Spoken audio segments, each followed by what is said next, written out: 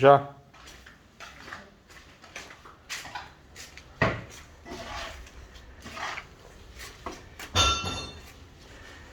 Aqui é um reservatório de água que eu fiz para cliente. Reservatório do ali capita da calha.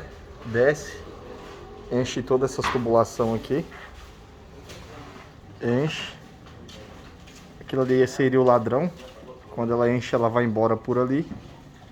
Desce e cai numa caixa que tá bem aqui. Tem uma caixa de águas pluviais. Então ela vem por aqui, que seria o ladrão. E tudo isso aqui é o reservatório de águas pluviais. Água de reuso que ela vai reutilizar. Vem da calha, que desce desse vidro.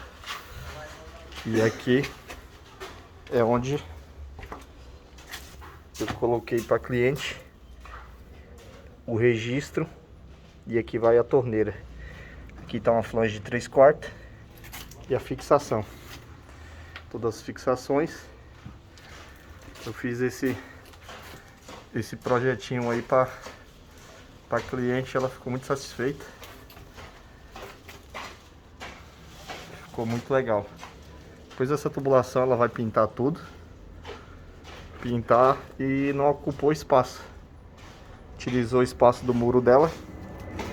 Então basicamente ela tem uma reserva boa de água de chuva sem